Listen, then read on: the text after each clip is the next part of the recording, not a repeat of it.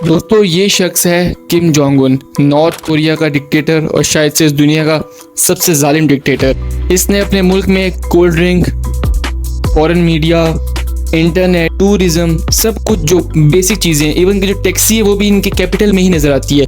बाकी जो कॉमन चीज़ें जो हम लोग अपनी लाइफ में इस्तेमाल करते हैं बाकी दुनिया वाले, इसने इस ओपन जेल में बंद किया हुआ है। क्योंकि आज के दिन अगर दुनिया की कोई सबसे बड़ी ओपन जेल है वो नॉर्थ कोरिया है। आप यहाँ पे जा ही नहीं सकते हो। एक बार यूएस का टूरिस्ट गया, उसको वहाँ पे सजा दे दी, बस उसने पता नहीं कोई इनका स्टूपिड सा रूल तोड़ा था।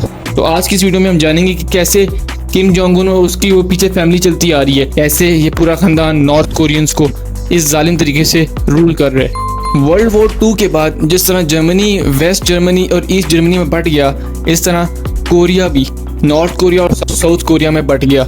असल में कोरिया पहले जापान का हिस्सा था, लेकिन जब वर्ल्ड वॉर 2 हुई, जापान के ऊपर एटॉमिक बम गिरा, वो हार गया, उसने सरेंडर कर दिया, तो कोरिया को आज़ादी मिल गई। और फिर जिस तरह सोवियत यूनियन ने और अमेरिका ने जर्मनी के दो टुकड़े कर दिए, इसी तरह उन्होंने कोरिया के भी 2 टुकड़े कर दिए। लेकिन उसके बाद काफ़ी कोशिशें हुई रीयूनिफिकेशन करने की कोरिया की, लेकिन नहीं हुई।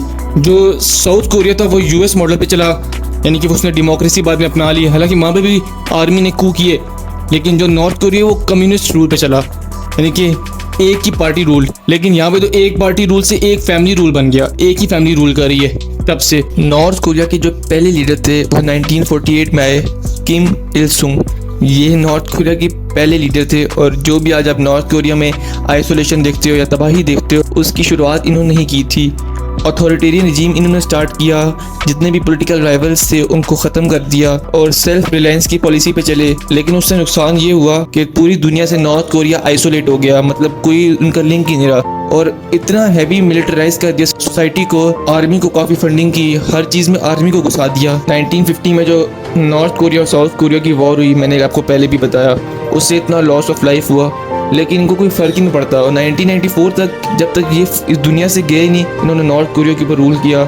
और आज जितनी भी आप तबाही देखते हो, मैं समझता हूँ शुरुआत इन्होंने ही की थी। अगर ये चाहते तो नॉर्थ कोरिया को एक कॉन्स्टिट्यूशन दे सकते थे, एक अच्छी इंडिपेंडेंट जुडिशरी दे सकते थे, सिविलियन सुप्रीमेसी के लिए काम कर सकते थे, अपनी फैमिली के लिए किया, अपनी डायनेस्टी के लिए किया, और आज आप नॉर्थ कोरिया के हाल देख सकते हो। और 1994 के बाद उन्हीं के आगे बेटे ने, किम जोंग इल ने कंट्रोल संभाल लिया, और 2011 तक, जब तक वो इस दुनिया से नहीं गया, उसने कंट्रोल किया नॉर्थ कोरिया के ऊपर। और आप कह सकते हो बेटा बाप से भी 2 हाथ आगे था, मतलब उसने तो प्रोपेगेंडा की नई शुरुआत कर दी, और उसी ने नॉर्थ कोरिया के मिसाइल प्रोग्राम, जो कि आज उनका एक न्यूक्लियर पावर प्रोग्राम बन गया है, वो शुरू किया। दोस्तों इस डिक्टेटर की इकोनॉमिक पॉलिसी इतनी मिसमैनेज थी कि नॉर्थ कोरिया में फैमिन आ गया, और उस फैमिन से कितने ही लोग भूखे मर गए। लेकिन क्योंकि वो एक डिक्टेटर थे और उनको कोई फ़र्क नहीं पड़ता था कितने लोग मरते हैं मर जाएं, क्योंकि उन्होंने भी अपने फादर की तरह एक कल्ट की पर्सनैलिटी पैदा की और सब लोग को बहकाया कि मैं तुम लोग का मसीहा हूँ।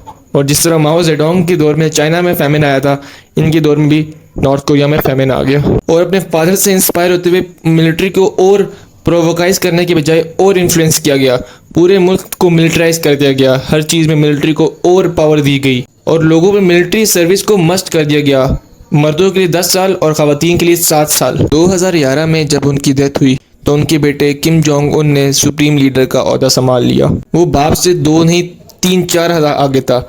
जब भी उसके बाप और दादे की बरसी आती तो वो पूरे नॉर्थ कोरिया को हंसने से मना कर देता, फिर लाफिंग बैन। तो दोस्तों आज की वीडियो हम यहाँ पे ख़त्म करते हैं, और यहाँ पे मैं आपको ये बताना चाहूँ कि लोग इतने तंग हैं कि वो नॉर्थ कोरिया से भागते हैं, क्योंकि कोई फ्रीडम ऑफ स्पीच नहीं है, और वो कहाँ जाते हैं? साउथ कोरिया, जहाँ पे डेमोक्रेसी है, फ्रीडम ऑफ स्पीच है, तरक्की है, उनकी $1 ट्रिलियन इकॉनमी है, उनका कल्चर है। तो आई होप आपको आज की वीडियो पसंद आई होगी। तो मिलते हैं नेक्स्ट वीडियो में।